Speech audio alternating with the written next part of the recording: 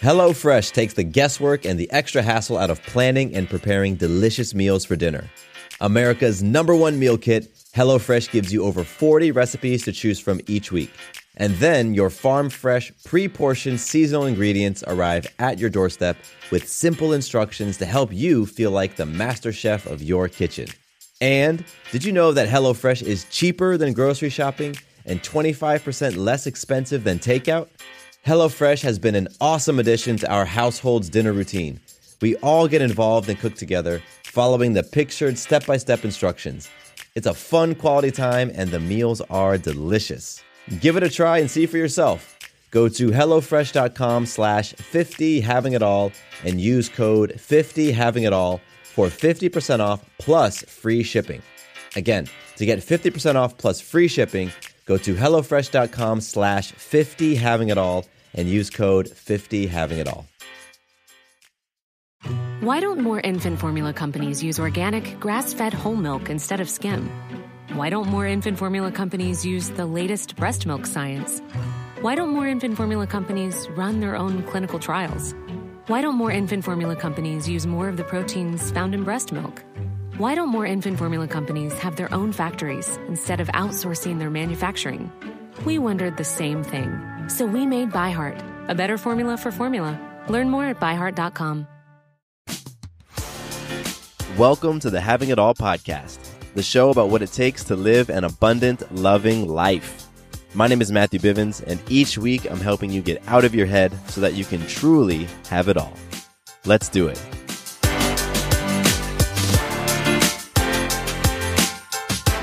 What's up? What's up? Welcome to the podcast. Matthew Bivens here, and I am super thrilled you're hanging out with me on this beautiful, beautiful Saturday, and I'm excited. We've got the World Cup going on. I'm actually recording this at halftime of the Argentina versus Iceland match, so you know this is coming at you real time. So I'm super excited the World Cup is here, and I got a cool episode for you today, something a little bit different. So because I want to get to the episode, I'm going to go through this magic and listener love pretty darn quick. So today's magic actually happened a couple days ago and just reminded me of the importance of relationships. By the way, for you first-time listeners, magic is our ability to influence ourselves, others, and life in a powerful way. And we kick off each episode with sharing magic so that we can remind ourselves and remember that we are powerful creators of our lives and of our experience. And we are creating magic all of the time. So it's so important that we recognize the magical moments in our lives, from the big to the small. So today's magic has to do with my vegetable garden, this is the second year that I've done a vegetable garden. And, you know, I was out there working recently and I was having some trouble doing some things. And my neighbor comes over and just dedicates hours of his time to help me out, help me build fencing, help me with ideas to keep the deer out. He gave me some tools that I could use to do a few things, and I am so grateful to him and what he showed me. Because at this house that my wife and I are renting, we've been contemplating moving into a different home. We want more space, we want more things, and what this experience really showed me is that it's the people that matter. It's the relationships that you have around you that truly matter. Because if we move homes, we're not going to have, it's not promised that we're going to have neighbors like we do right now, and people who will give hours of their time to us for nothing, just to help out. And so those things are super important. And it really just helped put a few things into perspective for me that, we have everything we need. My wife and I have everything that we need. Plus, we have incredible people around us. And it's the people that matter the most, not the stuff. So that was a magical moment for me this week. And for some listener love, you all sent me tons of emails this week. I had a lot of emails flow through and a couple of Instagram DMs as well, which is pretty cool. But one email stood out for me, and that's from Maria. So Maria, thank you so much for reaching out, for listening to the show and supporting the message of living and creating your abundant, loving life. And Maria, I love that you were checking out the episode about, I believe it was the personal mission statement episode where you are asking yourself, what am I playing for? And that is such a huge question to ask. Actually, it's a simple question with huge implications and far-reaching ripples when you answer it very intentionally. So I love that you're asking yourself that question, and I know that some things can come up around asking that question, what am I playing for? And I just encourage you and everybody out there who is in this space of, trying to figure out what they're playing for, keep exploring. Don't get discouraged if the answers don't come to you immediately. The mere fact that you're asking the question means that there's an answer out there, and the answer is coming. So if you're interested in the conversation that Maria listened to, you can go listen to my episode called My Personal Mission Statement, Why Knowing What You're Playing For Will Change Your Life. It's a great episode where I break down everything in my personal mission statement. Lastly, some more announcements, or an announcement. I haven't made any announcements yet. I've been working on a new website, a new home for the podcast, and MatthewBivens.com got a tiny facelift a few weeks ago, which it's going to look a lot different when I crank out the new one in a couple of weeks. But what I did put on there, which is available right now, is the Abundance Benchmark tool. Now, all the things that we talk about here on the Having It All podcast, we can break them down to the 6 F's: faith, family, friends, fitness, finance, and fun.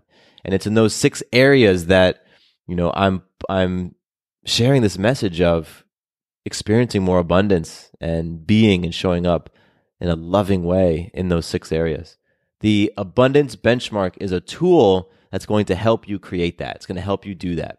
And it's free. It's a PDF download. It's going to ask you some questions. You're gonna assess yourself, give yourself ratings in different areas, and then it's going to give you some suggestions for those areas of opportunity that you have.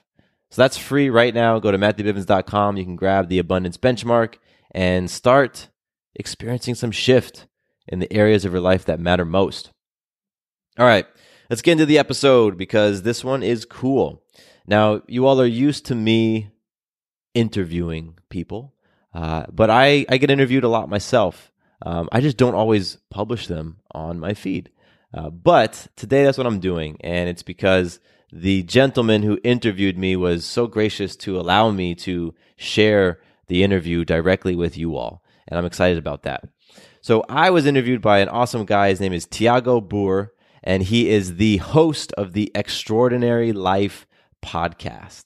And on that podcast, he's all about interviewing people to help create insights that inspire you to create an extraordinary life in all areas of your life. And that's why I think Tiago and I really connected, because he's talking about business, freedom, spirituality, finance, health, sexuality, relationships, and purpose. So he's really addressing all those different areas. And in our conversation, we really focused on relationships. And we had a very honest conversation. It was very raw. And at one point, it even gets emotional. So again, it's not that often that you get to hear me on the other side of the mic. So I think you're going to enjoy this conversation. So let's just dive right into it. This is me being interviewed by Tiago Buhr on the Extraordinary Life podcast. Hey guys, my name is Tiago Buhr, and today we're gonna go on episode number 17 of the Extraordinary Life podcast, and I'm really excited to have Matthew here. What the podcast is about creating an extraordinary life from the inside out. It's not like, let's create this extraordinary life in order to feel happy, in order to feel fulfilled. Because I feel that's always like an illusion, like you want to get there, but as soon as you get closer to it, it's like the horizon keeps getting further away and further away.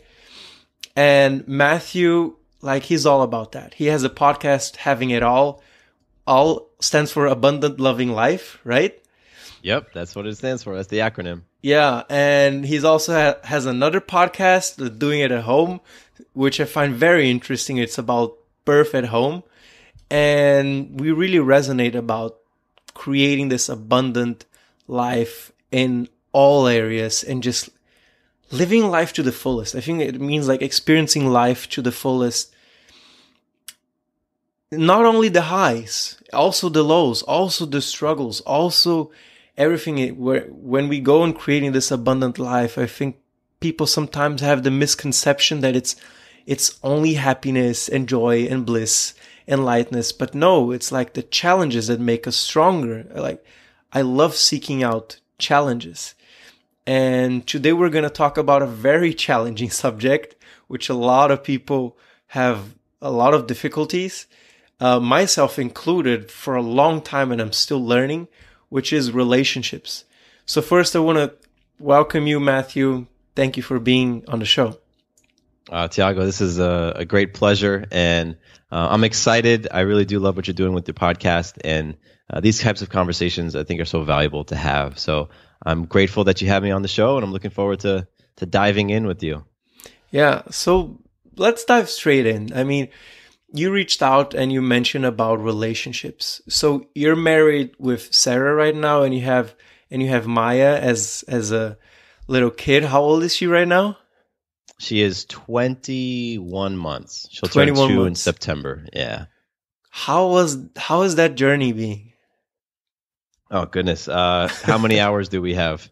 The journey was incredible. I knew I wanted to be a father many years ago, and so as my wife and I started talking about the idea of starting a family, it was something that I was very excited for, and I'm grateful to be excited for it, because it meant that I think I was really able to embrace it. Mm-hmm. So, we did a home birth, and that was a really amazing experience, and that was a big process to go from being scared out of my mind and totally against the idea of home birth to fully embracing it and really advocating for it for our experience.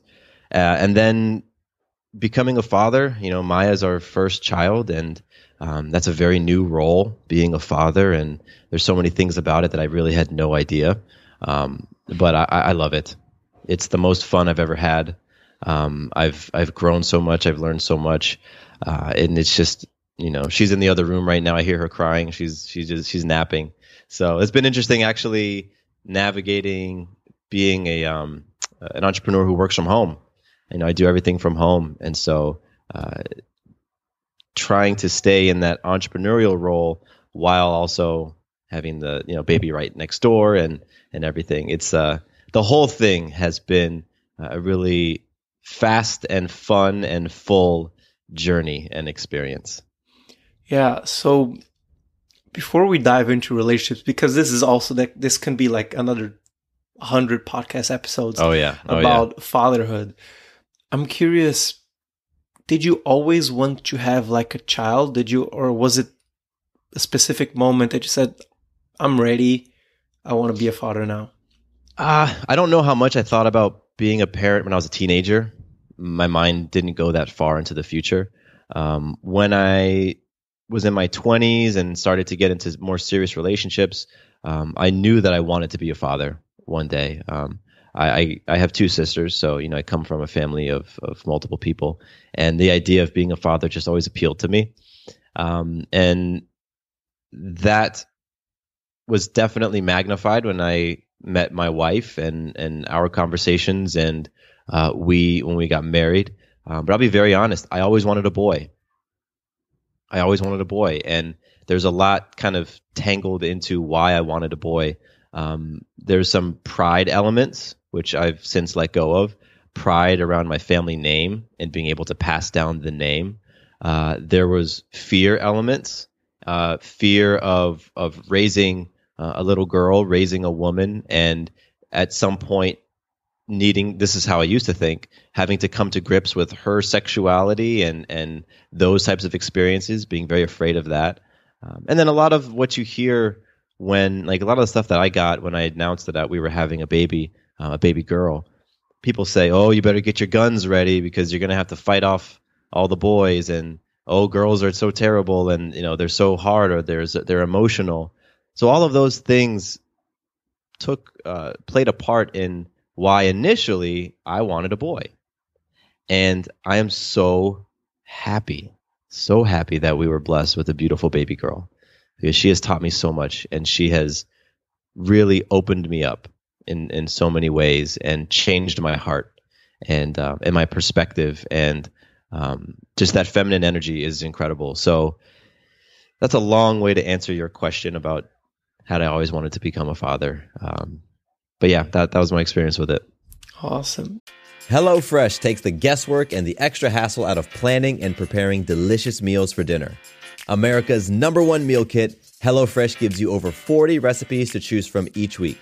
And then your farm-fresh, pre-portioned seasonal ingredients arrive at your doorstep with simple instructions to help you feel like the master chef of your kitchen. And did you know that HelloFresh is cheaper than grocery shopping and 25% less expensive than takeout? HelloFresh has been an awesome addition to our household's dinner routine. We all get involved and cook together, following the pictured step-by-step instructions. It's a fun quality time, and the meals are delicious. Give it a try and see for yourself. Go to HelloFresh.com/50havingitall and use code 50havingitall for 50% off plus free shipping. Again, to get 50% off plus free shipping, go to HelloFresh.com/50havingitall and use code 50havingitall. Hello, it is Ryan, and I was on a flight the other day playing one of my favorite social spin slot games on ChumbaCasino.com. I looked over at the person sitting next to me, and you know what they were doing? They were also playing Chumba Casino. Coincidence? I think not. Everybody's loving having fun with it. Chumba Casino is home to hundreds of casino-style games that you can play for free anytime, anywhere, even at 30,000 feet. So sign up now at ChumbaCasino.com to claim your free welcome bonus. That's ChumbaCasino.com and live the Chumba life. No purchase necessary. VGW. Void were prohibited by law. See terms and conditions. 18+. And I'm curious, how did you and Sarah first meet? So Sarah and I met in a town called Gainesville, Florida. Both of us went to school there, and then we got a job separately. We didn't know each other. We both worked at a small startup company. So there was a small technology company that had just started, and I was the first employee, the first hire. Sarah was hired as an intern a number of months later, and we met through the company, and we met with the context of being coworkers, and that developed into a friendship because both of us were dating other people at the time. So that's how we met, and we became great friends. The environment that we worked in really helped to co-create that, because it was a small company, it was a startup. It had that startup mentality of, working 12 hours a day, 7 days a week. So we spent a lot of time together and quickly became very close friends. And then it just went from there. Yeah. And how is your relationship with her now compared to how long are you guys together already? Oof, I always get the dates all crazy. We met in 2010. Got together, officially dated in 2012, and we were married in 2014. So yeah, we're coming up on our four-year wedding anniversary. Awesome, that's fantastic. And how has it progressed in those months? What changed in the dynamics of your relationship with her? Okay, so a lot of things changed. The way that I viewed relationships and marriage and monogamy changed. And so to answer that question, that's a everything changed. I changed as a person, she changed as a person. Some of if I'm to like label them and name them, my ability to trust myself, and therefore the trust we were able to cultivate in a relationship, that went up dramatically. My level of vulnerability, my level of transparency in my thoughts and my feelings and my desires in what I wanted to experience in life went up dramatically since we first started dating. Our level of intimacy, our sex life has evolved incredibly and has gone up. Deeper levels of intimacy and much more intimate sexual connecting. Our gratitude for the blessings that we have, for the lives that we've created, for the people in our lives, has absolutely expanded and grown. So, Sarah and I connected at a time where, we went through a lot of really challenging situations when we first were together. Really, that helped cement our connectedness with one another. And shortly after we started dating, we were both on our respective introspection paths, looking internally, examining ourselves, trying to understand different things. And then when we got together, and particularly when we moved to Atlanta, we were just introduced to people and ideas and communities that really accelerated the work that we were doing on ourselves. And that's why so many things have changed, because the past 5 years have been the same type of metamorphosis that a caterpillar goes to become a butterfly. It's like so many things have changed,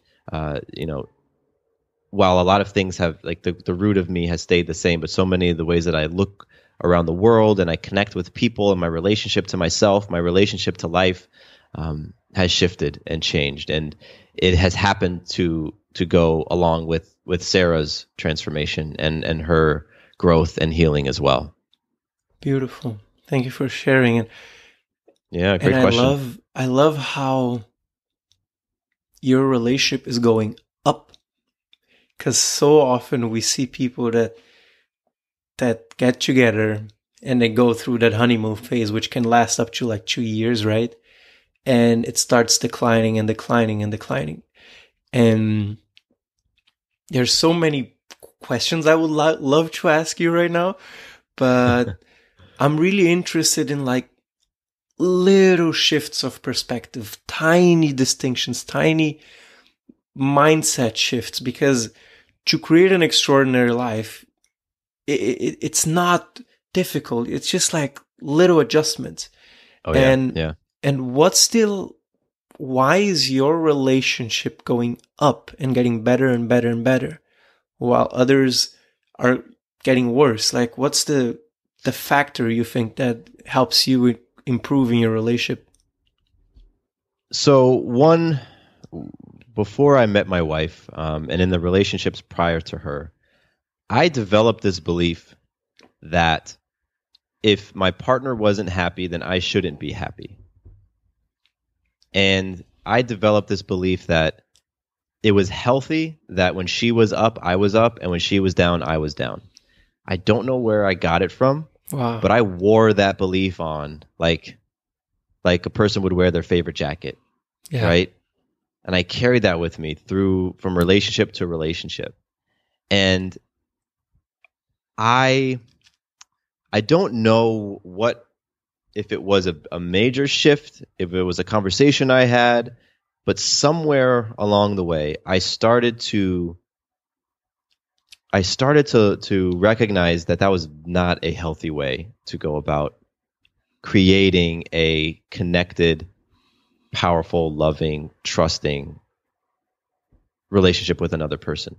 That I was responsible for my personal well-being, for my ultimate peace, for my joy, and that the person I'm with can contribute to it, but they aren't responsible for it. And that was a big distinction, because in the past, I believed that I was responsible for theirs and they were responsible for mine.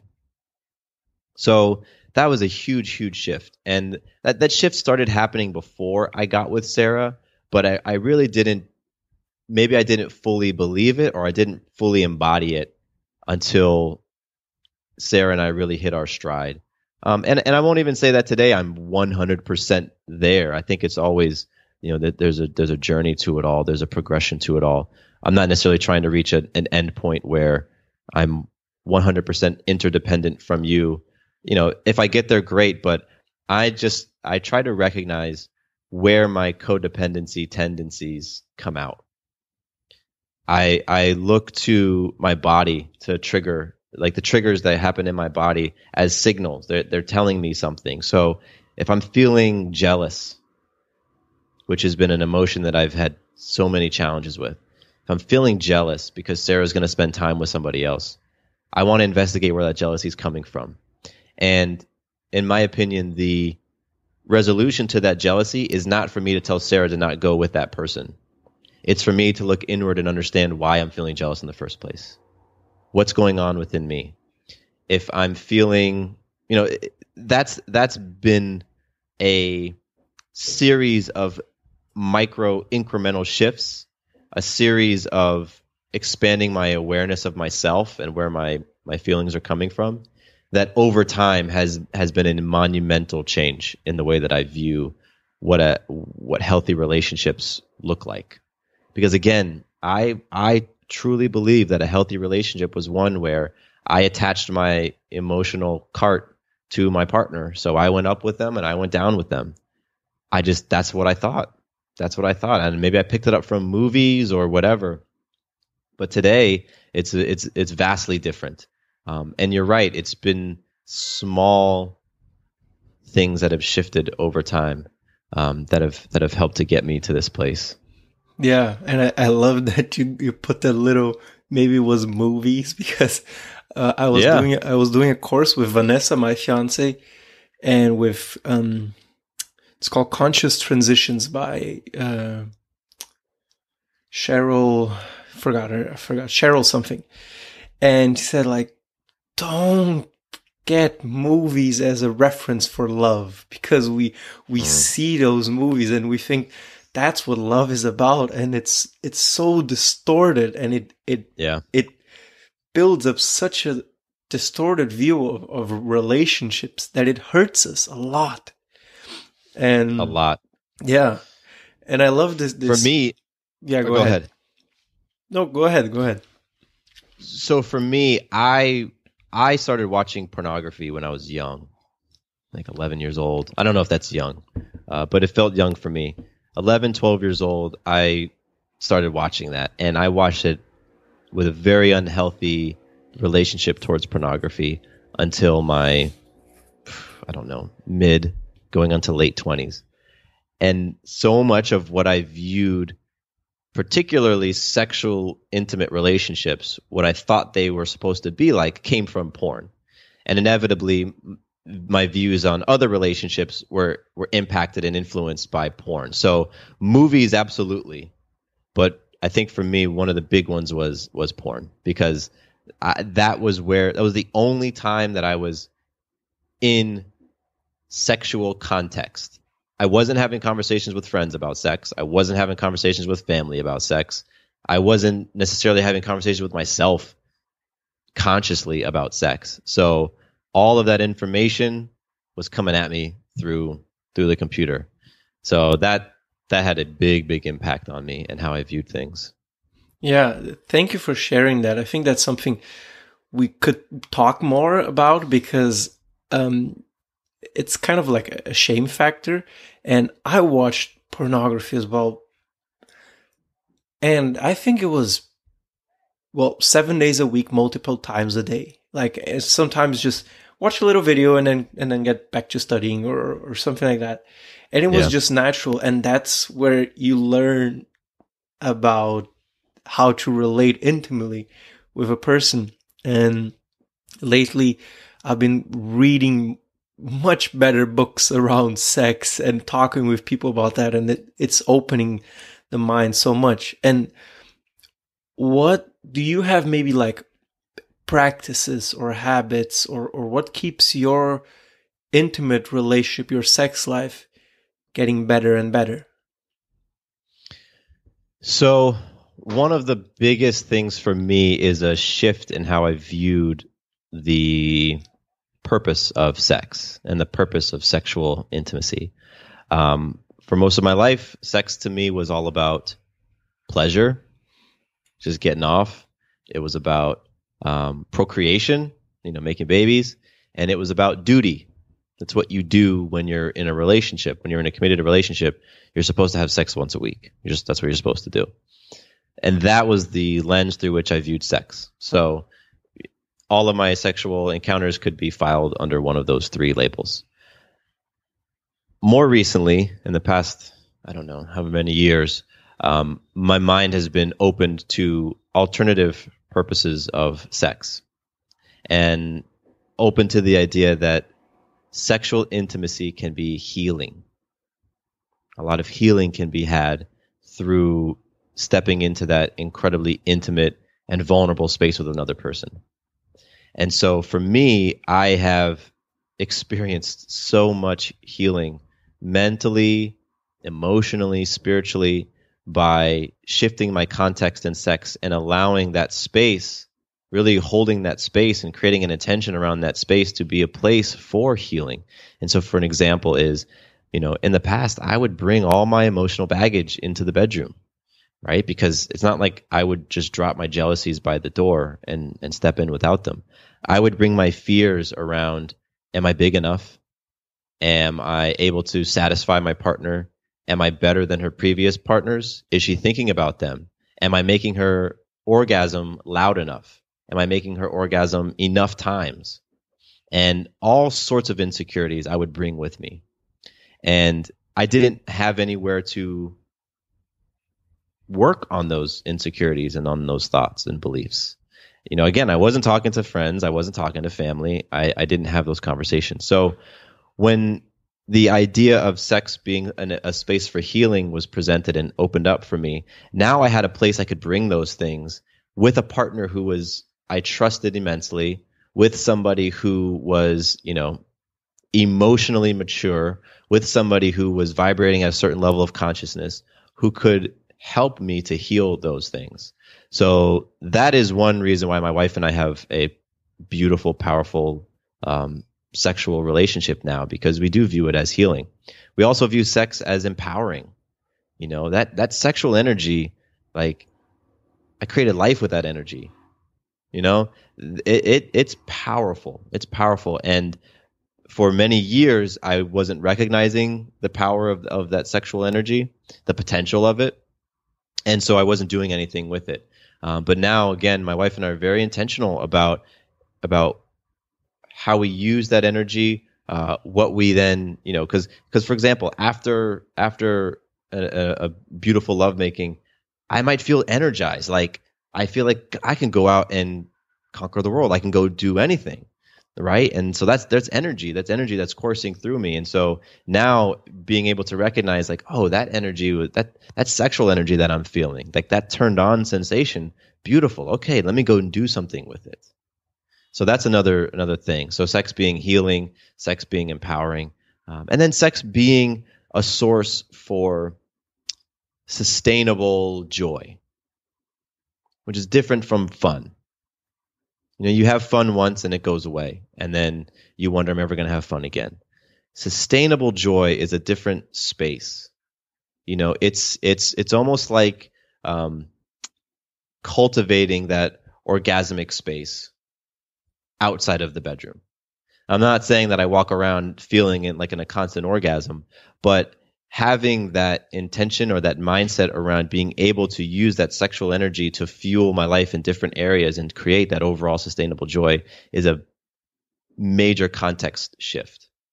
So those things, like shifting the context around sex for myself and for my wife, has been huge. Because when we first got together, we did not view it that way. And as a result, we didn't deal with our stuff. My wife wasn't coping with or working on some of the context that she had around sex from her unhealthy relationships in the past. And I was doing the same thing. I was just bringing that to the bedroom, and we were creating whatever we were creating, and then just kind of, that was it. But that shift has taken a lot of time. It's taken many years, a lot of conversations with people, a lot of reading books like you're doing, a lot of just opening myself up that the way things are today may not necessarily be the only way. The way that I'm doing them now may not be the only way. I'm open to understanding things in a new way. And that openness has contributed massively to the upward trajectory of our relationship and our sexual intimacy. Beautiful. I love, like, you shifted the whole intention of sex. You shifted the whole why you're doing it. And it like from seeing you, your energy is much higher by talking from like a different purpose for your sex. Yeah. And what comes to my mind is to have these healing experiences, to really be connected one another. It seems that there needs to be a very deep level of vulnerability and of trust within each other.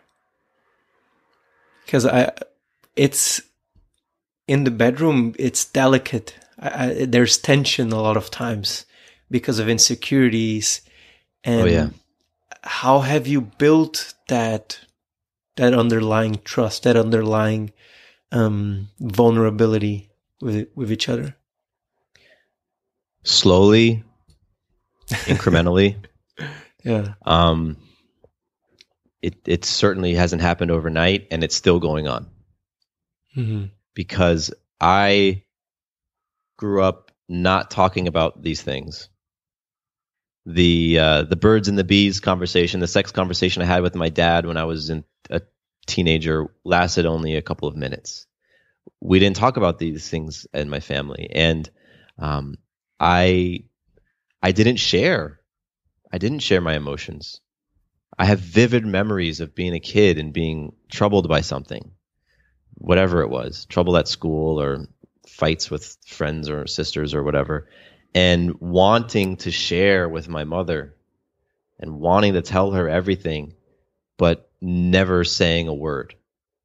And I just would push things down.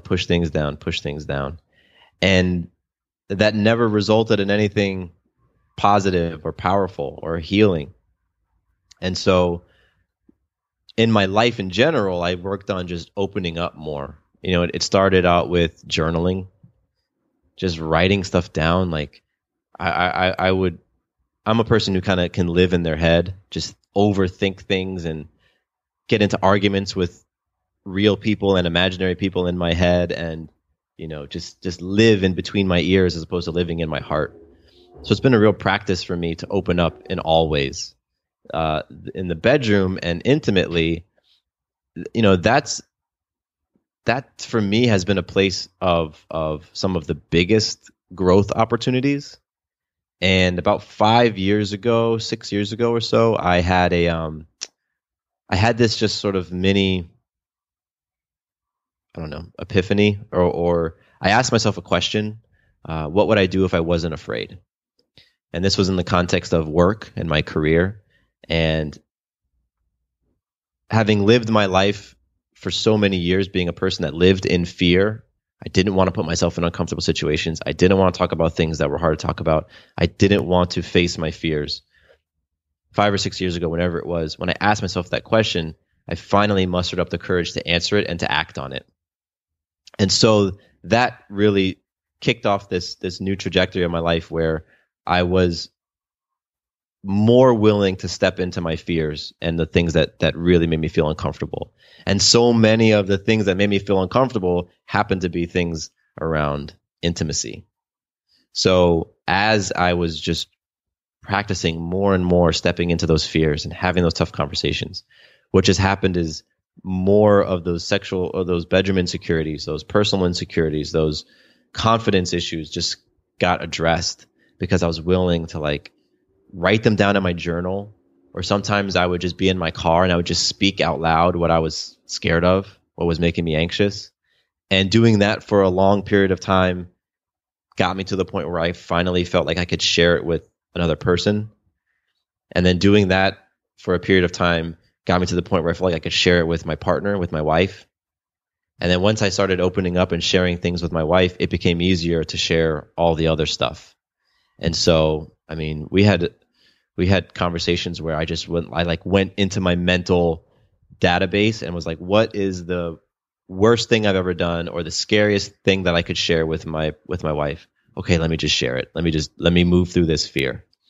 And so a lot of the sexual insecurities I felt, I mean, I've talked to her about, and we've talked about, and you know, there is already a level of vulnerability when you step into the bedroom with somebody, like you said. And, so you're already getting there, but it's easy to just block off. Okay, we're going to address these things. We're not going to address those things. And I just made the decision for myself that I didn't want to live like that anymore, because I'd lived so many years doing that. I had lived so many years saying no because I was scared and not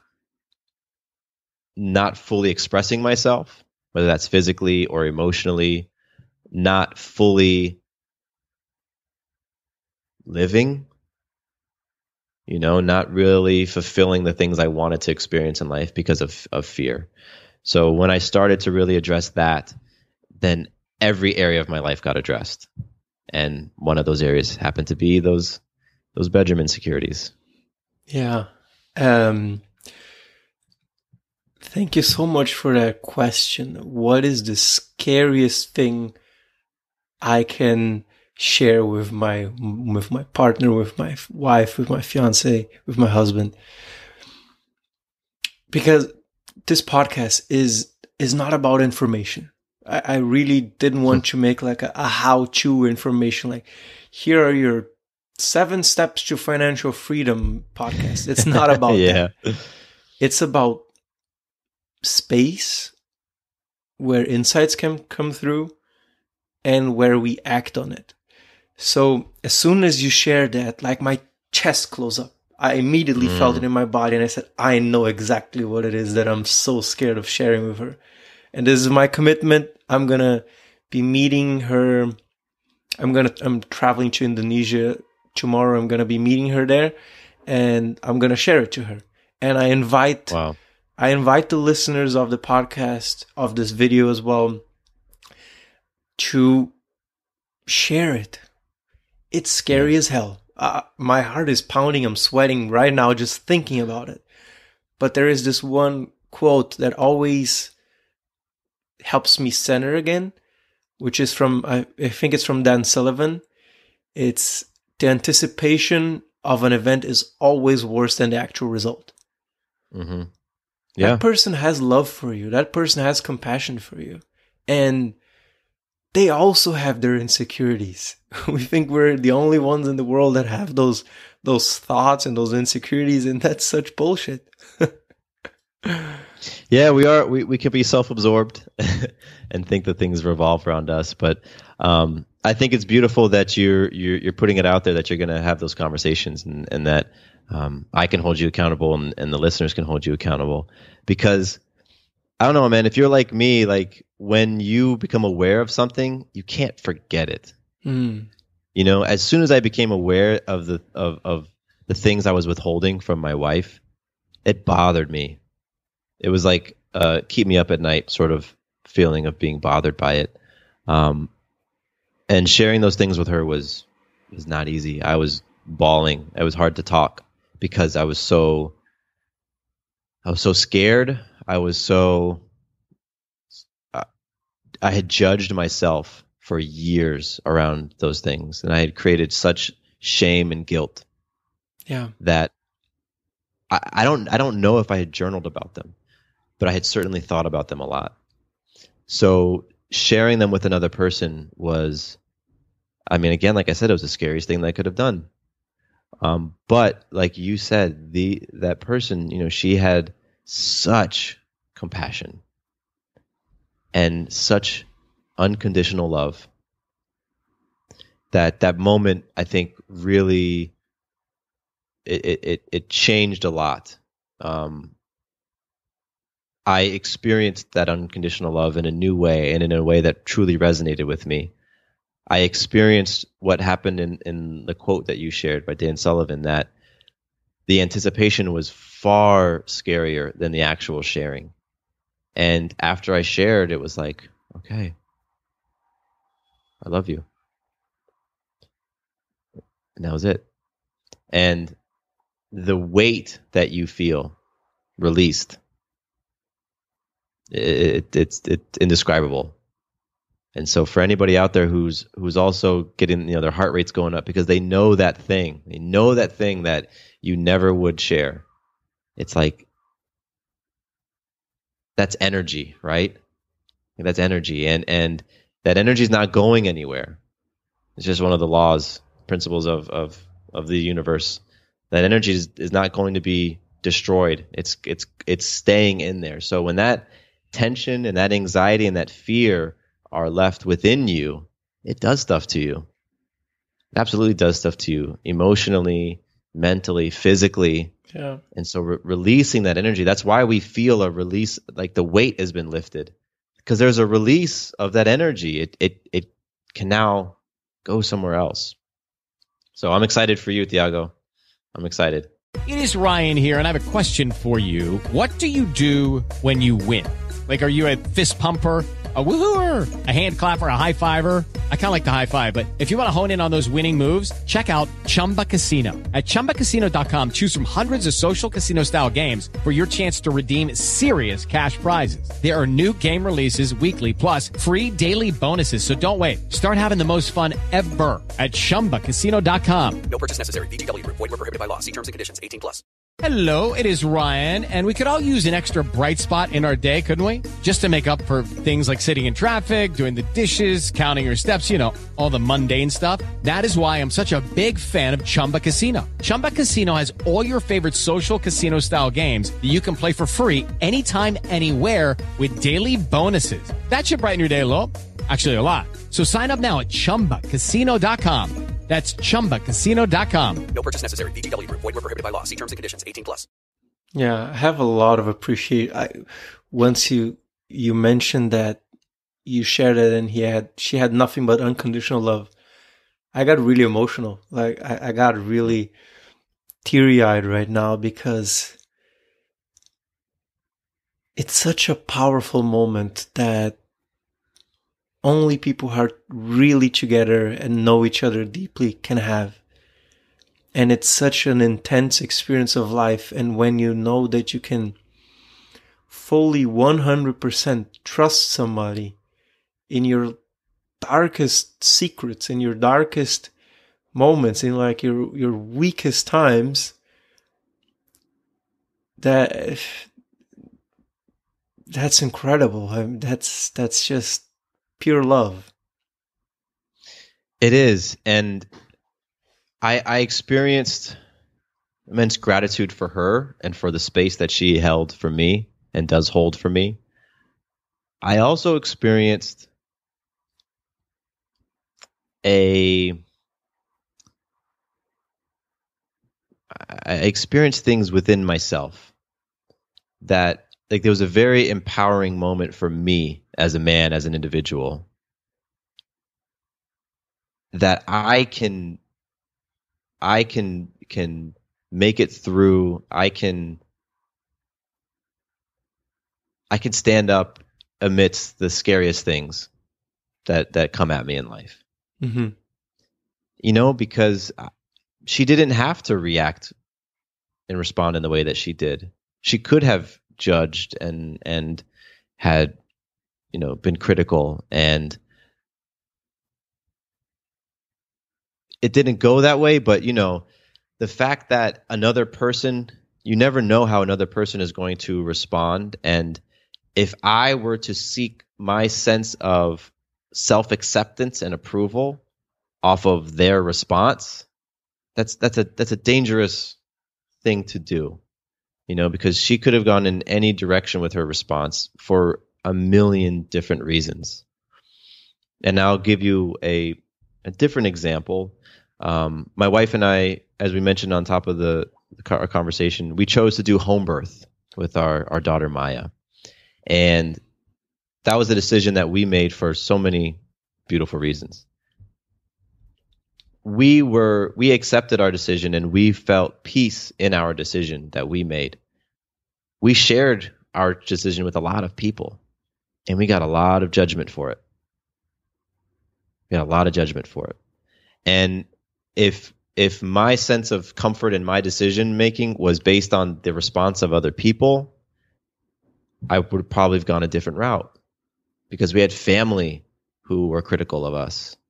We had friends who were very skeptical and felt that we were being foolish and that we were being selfish. And so, I feel very grateful again that my wife did show me such love and compassion and empathy when I shared with her. And that ended up being a beautiful, beautiful moment for the two of us to just be so vulnerable and exposed in our relationship, and ended up being an amazing bonding moment. And I am grateful to that. And I'm not going to say but, I'm going to say and. In other areas of my life, I have come to acknowledge and recognize when I'm doing something for somebody else's approval and somebody else's acceptance, as opposed to doing things for my own approval and acceptance. Because me sharing those secrets that I was withholding, secrets, quote unquote, was as much for my approval and acceptance of myself as it was for me to be authentic and transparent with her. Yeah. So by because I wasn't. Go ahead. Yeah, I wasn't fully accepting of myself. There was aspects of my story and my past that I just denied, and like I said, shame, massive amounts of shame and guilt.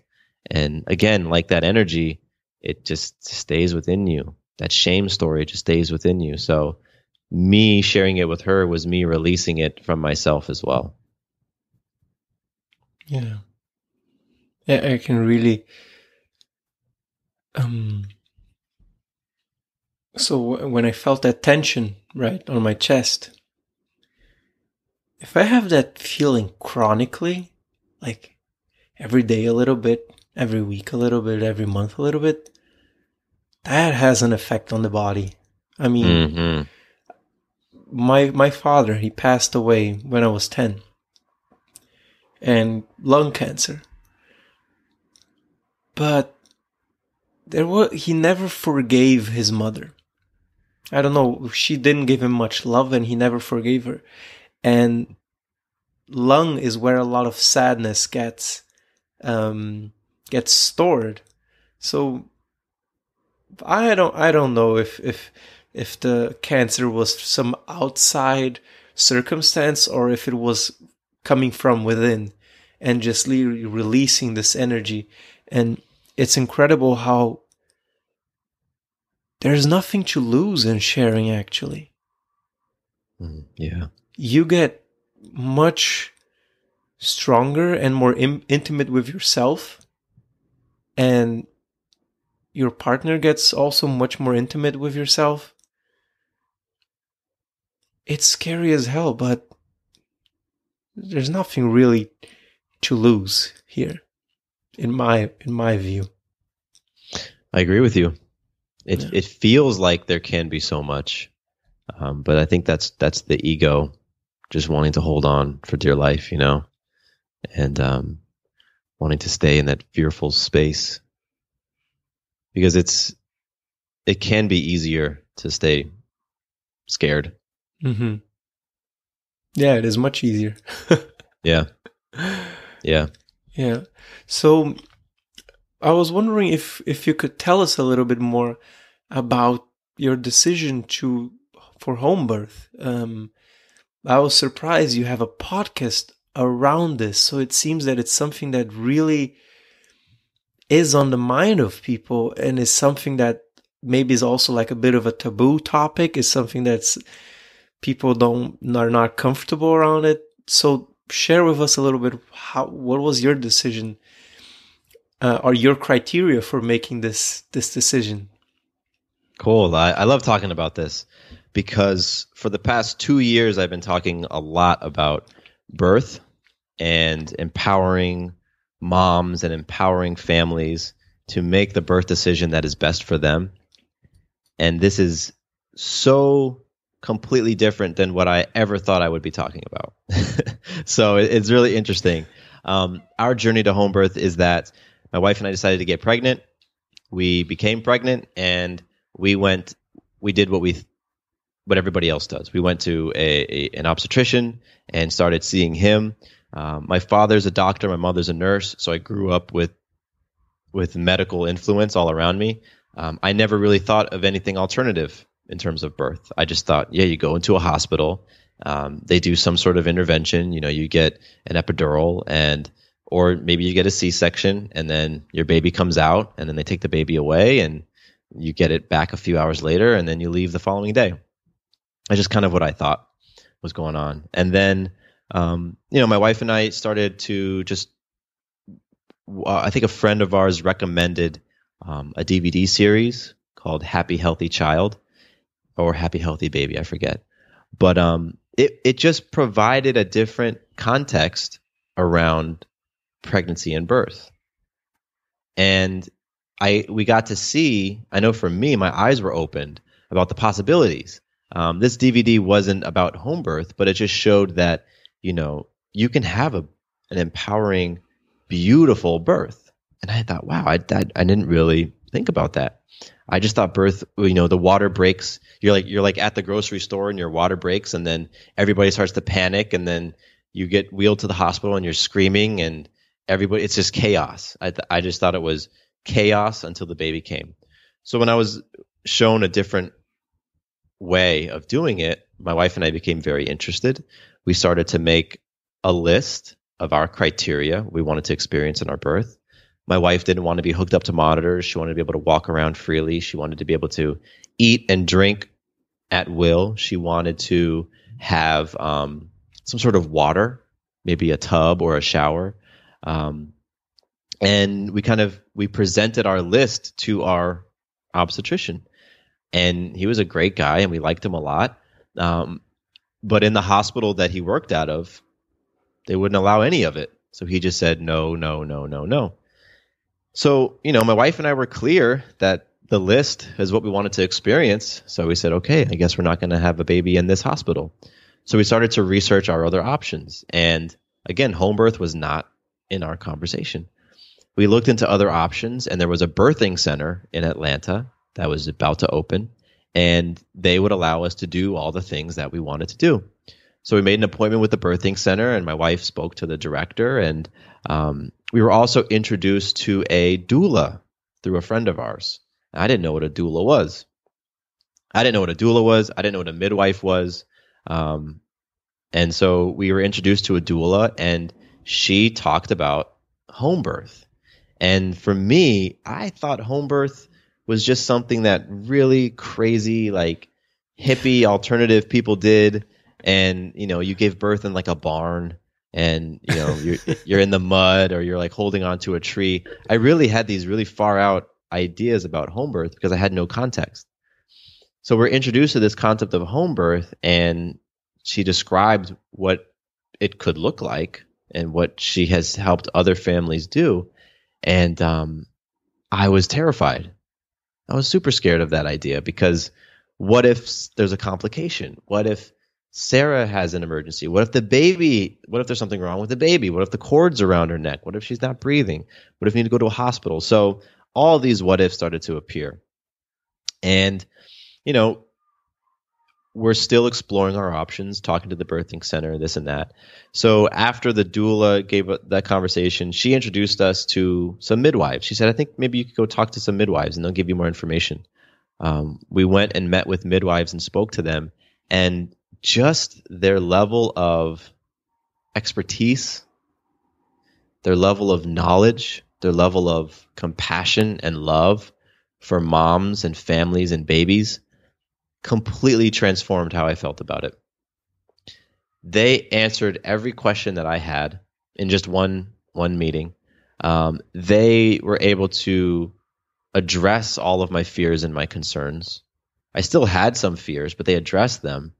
And they really helped us to see home birth as not only an option, but really the option for us. So at that point, my wife was she was now leaning away from home birth, but I was fully on board. I said, home birth is for us, babe. This is for us. And when I became fully on board, my wife jumped on board fully as well. So I went from being very against the idea of home birth to being very for the idea of home birth for us. Home birth is not for everybody. It's not for every family. It's really for low risk pregnancies. Most pregnancies are low risk, but women who aren't at risk for many different things, for us, it made perfect sense. And once we decided on home birth, we then left our obstetrician. We started working with this midwifery practice. This was about month 4 of the pregnancy. So we're in the second trimester. And we would do visits with them every month for 1 hour. I mean, we got to spend 1 full hour with a group of midwives every month. Whereas with the OB, just because of, their time, the amount of time that they have, it was like 10-minute meetings. So the experience was vastly different. And then my wife and I just started doing some research on our own just to like further our knowledge of home birth. And I recognized that there weren't very many resources out there that were geared towards people like us, people our age, people who sort of thought the way that we thought. And there were no podcasts. I couldn't find any home birth podcasts. There was many birth podcasts, but not home birth podcasts. So my wife and I are both very entrepreneurial. I had been podcasting for a year or so by then. And I said, babe, what if we started a home birth podcast and we just documented our journey? And she loved the idea. So while we're pregnant, we started recording episodes for doing it at home. And the first 10 episodes were just us recording our journey. Here's what we're going through. Here's how we're preparing. Here's the fears that we have. Here's what happened when we told our family about home birth. Here's some of the questions that people give us. We just did all sorts of episodes like that. Then the birth came, and it was a beautiful experience. And my daughter was born right in that room over there, about 30 feet from me. And we launched the podcast, I think, the day before she was born. And the response we got was great. People were really interested. And we started to receive emails and messages from women who wanted to share their birth story. Because I think on episode 9 or 10, we shared our birth story. It was like a 2-hour episode and we just walked through the whole thing. And people loved it. And then other people wanted to share their birth story. And we said, oh my gosh, we have a beautiful platform to invite moms and families on to share their birth story. And so that's what we've been doing. And this show's been going on for almost 2 years now. And we've interviewed moms and families all over the world. And we share birth stories, home birth stories, and then hospital, birth center, all of those places. What connects all those stories together is empowerment, women feeling empowered by their decision, healing. There's been a lot of healing that women have experienced through birth, healing from previous traumatic experiences, traumatic births, healing from sexual traumas. And we really just create this space for honest, raw, and empowering conversations around birth. And the show has just done tremendously. And it's been a beautiful journey and process for us. And that's why 2.5 years ago, 3 years ago, I would have never thought I'd be talking about birth the way I am now, because I was very set in going in this direction. And then I opened my mind was opened of different possibilities. And plus, being a male, there aren't a ton of men talking about birth. So on the show, I co-host it with my wife, so I'm able to bring that male perspective and that male voice, which I did not hear a lot of when we were preparing for our birth. I didn't get a lot of male perspective. So that's really appreciated by listeners as well. Yeah, fantastic. And I love how, and throughout this conversation, things happen, you shifted your perspective. Things happen, you shifted your perspective. Things happen. Like you learned some piece of information or something that you shifted your perspective on, like, I'm responsible for your happiness. So if you're sad, I have to be sad. You shifted your perspective around intimacy, around sex, around birth, and all these contexts. And I'm always looking like for the underlying principles. And it's fascinating how we can really shift our perspective once we are in contact with information that can be completely against our beliefs. And that's what I advise people to do. Like, you have a very strong belief around something, read a book about something completely opposite to you. Because sometimes we get in this bubble, and also with people, that we have this tendency of always of hanging out with people that are similar to us, that have the same beliefs that we have. But sometimes that constricts us to, like, hospital is the way to go. And intimacy, like, that's the way things work. And I love how you constantly were open to, it was like accidentally sometimes getting those insights, but you were open to act on it and allow them to sink in. Yeah, you really put that well. I think you're able to get the essence of it well. Somewhere a few years ago, I was shared the difference between knowing and understanding. And, to know something is to be so convicted in it that it's like unmovable, right? Like, I know marriage is between a man and a woman, for example. People know that, as opposed to having an understanding of how things are. Understanding, you have the potential to understand something in a different way or in a new way. So I liked to, I don't know, it wasn't a conscious thing. It just was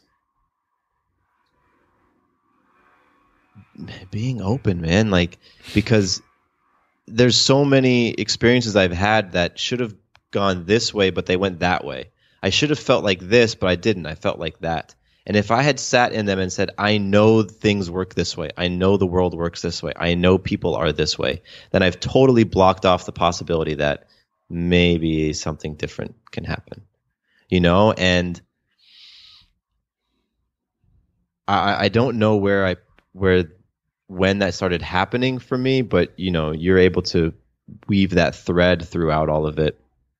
I just think it's a powerful place to be in. Like, there are things that are concrete. Like, there are principles in the universe that don't change, right? Like, choices have consequences. Like, you're not going to change that. Everything is energy. You aren't going to change that. But beliefs, I think it's so easy to think a belief is a truth or a belief is a principle, when it's simply a belief. It's one way of looking at or thinking about something. And if you think of a belief like a piece of clothing, you can wear on that belief and put it on and see how it fits. And if it fits well and you like how it feels, cool, run with it. If you don't like how it feels, or if it's not working for you, take that belief off and try something else on.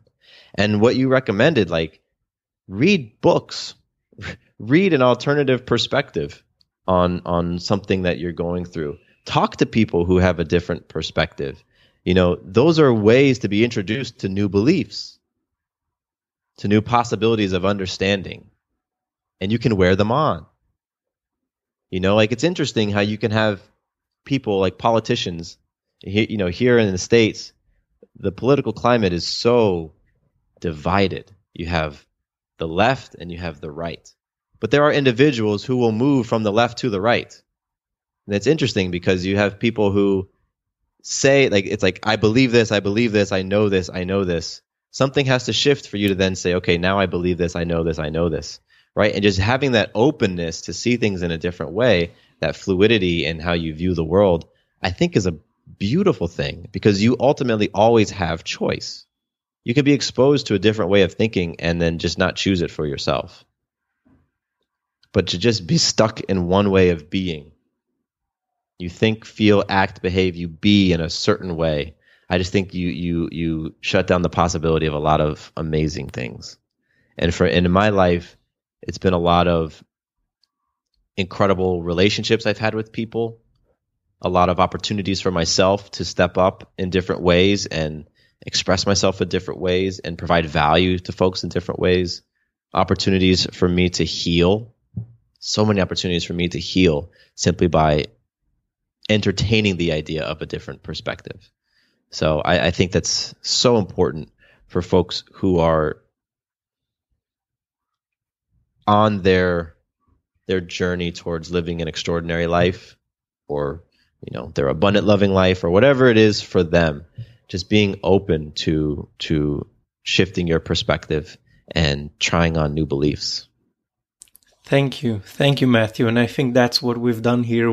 We got into a lot of different mindsets, and we gave a lot of mind shifts for people. And I invite, just don't take one piece of little insight, one piece of information, and act on it.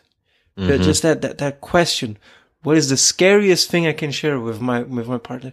Just act on something that you learned today. And I want to really appreciate you for your time and for this fantastic conversation we had about like the rawness of intimacy in a relationship.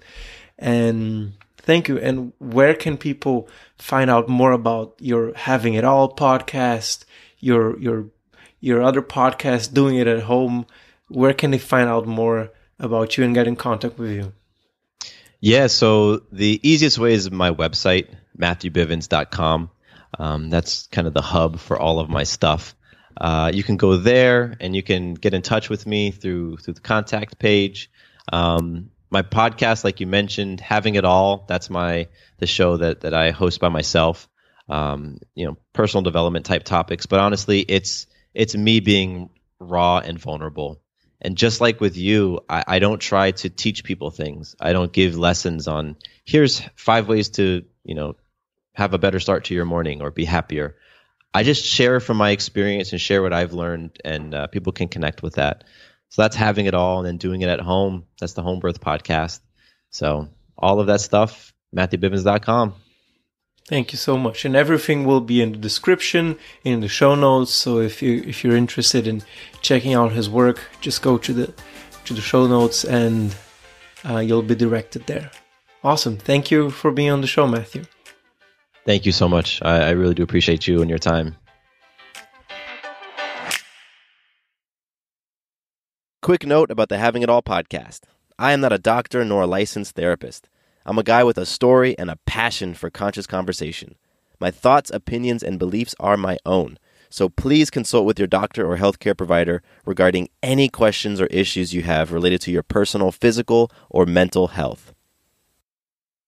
Lucky Land Casino, asking people, what's the weirdest place you've gotten lucky? Lucky? In line at the deli, I guess? Aha, in my dentist's office. More than once, actually. Do I have to say? Yes, you do. In the car before my kids' PTA meeting. Really? Yes. Excuse me, what's the weirdest place you've gotten lucky? I never win and tell. Well, there you have it. You can get lucky anywhere, playing at LuckyLandSlots.com. Play for free right now. Are you feeling lucky? No purchase necessary. Void where prohibited by law. 18+. Terms and conditions apply. See website for details.